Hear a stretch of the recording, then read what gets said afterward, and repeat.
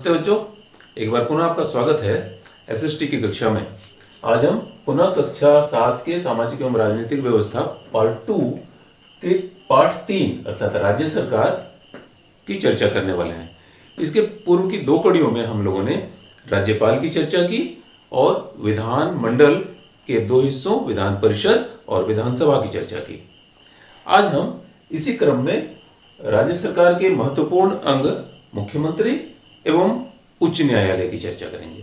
तो शुरुआत मुख्यमंत्री से करते हैं। मुख्यमंत्री की नियुक्ति कैसे होती है और उसके कार्य क्या है, ये हम पढ़ते हैं। तो मुख्यमंत्री की नियुक्ति किसी भी राज्य के राज्यपाल के द्वारा की जाती है। राज्यपाल मुख्यमंत्री को उसके पद की शपथ दिलाते हैं। इसके लिए हमारे भारतीय संविधान में कोई खास योग्यता अलग से निर्धारित नहीं की गई है, किंतु किसी राज्य का मुख्यमंत्री बनने के लिए उसे विधानसभा या विधान परिषद का सदस्य होना आवश्यक है। यानी कोई व्यक्ति जो विधानमंडल का सदस्य है वह मुख्यमंत्री बनाया जा सकता है। इसके साथ ही एक और पहलू है कि राज्यपाल किसी गैर सदस्य को, यानी जो विधानमंडल का सदस्य नहीं है, न तो वो विधान परिषद का सदस्य है और न विधानसभा का, ऐसे व्यक्ति को भी मुख्यमंत्री नियुक्त कर सकता है राज्यपाल। किंतु उसके साथ एक शर्त है कि उसे 6 माह के अंदर विधानमंडल की सदस्यता ग्रहण करनी होगी। तो हमने देखा कि मुख्यमंत्री की नियुक्ति राज्यपाल के द्वारा की जाती है। वास्तव में सामान्य रूप से राज्यपाल विधानसभा में जिस दल या जिस गठबंधन को बहुमत हासिल होता है, उस दल के विधायक दल के चुने हुए नेता को ही मुख्यमंत्री के रूप में आमंत्रित करते हैं। अन्य परिस्थितियों में राज्यपाल अपने विवेक से भी किसी व्यक्ति को मुख्यमंत्री नियुक्त कर सकते हैं, या कोई ऐसा व्यक्ति जो विधानमंडल का सदस्य नहीं है किंतु विधायक दल के द्वारा यह सलाह दी जाती है कि उन्हें मुख्यमंत्री के रूप में नियुक्त किया जाए, तो राज्यपाल उन्हें नियुक्त करते हैं। तो जैसे कि हमने चर्चा की कि उसे 6 माह के अंदर विधानमंडल की सदस्यता हासिल करनी होती है। अब हम आते हैं मुख्यमंत्री के कार्य पर।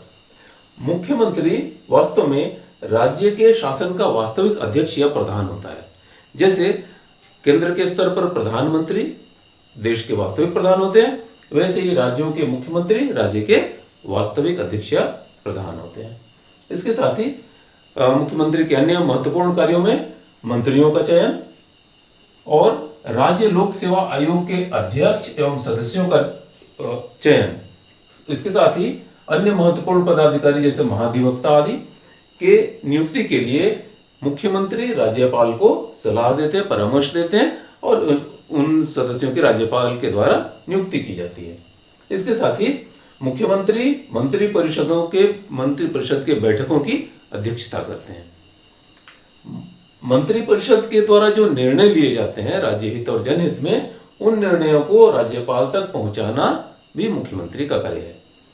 इसके साथ ही यदि सीएम चाहे, यानी मुख्यमंत्री चाहे, तो विधानसभा को भंग करने की सलाह वो राज्यपाल को दे सकते हैं। और अगर मुख्यमंत्री को विधायक दल का बहुमत के दल का विश्वास हासिल है, तो ऐसे मुख्यमंत्री की सलाह पर राज्यपाल विधानसभा को भंग कर सकते हैं।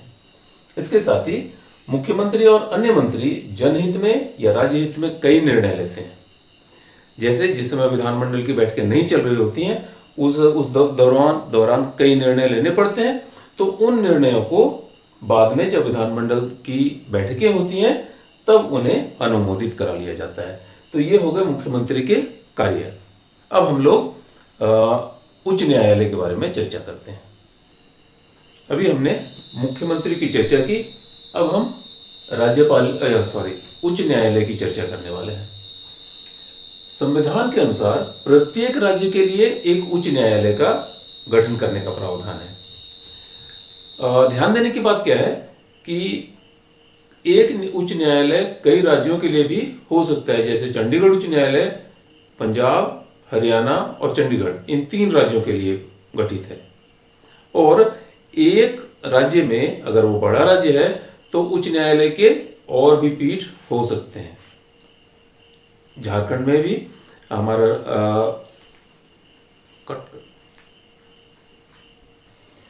तो हमने जाना कि संविधान के अनुसार प्रत्येक राज्य के लिए एक उच्च न्यायालय की स्थापना करने का प्रावधान है। अब उच्च न्यायालय के न्यायाधीश की नियुक्ति राष्ट्रपति के द्वारा की जाती है। एक उच्च न्यायालय में एक मुख्य न्यायाधीश और उनके सपोर्ट के लिए कई न्यायाधीशों की नियुक्ति राष्ट्रपति के द्वारा की जाती है। किंतु जिस राज्य में वह उच्च न्यायालय स्थित है, उस न्यायालय के न्यायाधीश को उसी राज्य के राज्यपाल के द्वारा पद एवं गोपनीयता की शपथ दिलाई जाती है। और ध्यान देने की बात क्या है कि जिस राज्य में राष्ट्रपति के द्वारा जजेस की नियुक्ति की जा रही है, उस राज्य के राज्यपाल के द्वारा उसको पद और गोपनीयता की शपथ दिलाई जाती है। ध्यान रखने की बात है। अब उच्च न्यायालय के कार्य मुख्य रूप से क्या क्या है? तो उच्च न्यायालय सरकार की गलत नीतियों और कार्यों के न्यायिक एवं संवैधानिक आधार पर समीक्षा कर सकता है। इसके साथ ही इस समीक्षा के द्वारा वह उस पर अंकुश लगाता है और समय समय पर राज्य सरकार को सचेत करने का कार्य भी करता है। और यदि कोई इस राज्य में संवेदनशील मामला हो गया तो उच्च न्यायालय स्वतः संज्ञान में ले सकता है। यानी उच्च न्यायालय में कोई मामला दर्ज किया जाए यह आवश्यक नहीं है, उच्च न्यायालय स्वतः भी स्वयं आगे बढ़कर उस मामले को अपने हाथ में ले सकता है और उस पर फैसले दे सकता है। यानी कुल मिलाकर उच्च न्यायालय राज्य सरकार का मार्गदर्शक है। फिर यह हमने जाना कि यह राज्य सरकार का महत्वपूर्ण अंग है। उच्च न्यायालय विधायिका एवं कार्यपालिका के कार्यों की जांच करता है और उसके कार्य अगर संवैधानिक आधार पर सही नहीं हो, यानी असंवैधानिक हो, नियम विरुद्ध हो, तो ऐसे उसके कार्यों को, उसके निर्णयों को उच्च न्यायालय अवैध घोषित कर सकता है। ध्यान देने की बात है, भारत में एकीकृत न्याय व्यवस्था है। यूं तो भारत एक संघीय देश है, यानी यहाँ राज्यों की सरकारें हैं और केंद्र की सरकार पूरे देश के लिए है, किंतु न्यायिक प्रक्रिया एकीकृत है। सारे देश के स्तर पर सर्वोच्च न्यायालय और राज्यों के में उच्च न्यायालय, जिलों पर के स्तर पर सत्र न्यायालय यानी सेशन कोर्ट और जिला अदालतें, उसके नीचे अनुमंडलीय अदालतें ऐसे होती हैं। तो उच्च न्यायालय जो है इसके फैसलों को यदि व्यक्ति चाहे या जिसके विरुद्ध भी उच्च न्यायालय ने फैसला दिया है, यदि वो चाहे तो सर्वोच्च न्यायालय में इसके फैसलों को चुनौती दी जा सकती है। इस तरीके से हमने जाना कि किसी राज्य में उच्च न्यायालय का कितना महत्वपूर्ण स्थान है। अब एक महत्वपूर्ण पद महाधिवक्ता की बात करते हैं। महाधिवक्ता की नियुक्ति किसी भी राज्य में मुख्यमंत्री की सलाह पर राज्यपाल के द्वारा की जाती है। महाधिवक्ता राज्य सरकार के पक्ष न्यायालयों में रखते हैं और किसी भी न्यायिक निर्णय के क्रम में राज्य सरकार के कानूनी सलाहकार होते हैं। तो इस तरीके से आज हमने राज्य सरकार के इस पूरे पाठ को समाप्त किया।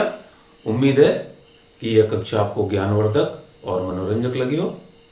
धन्यवाद।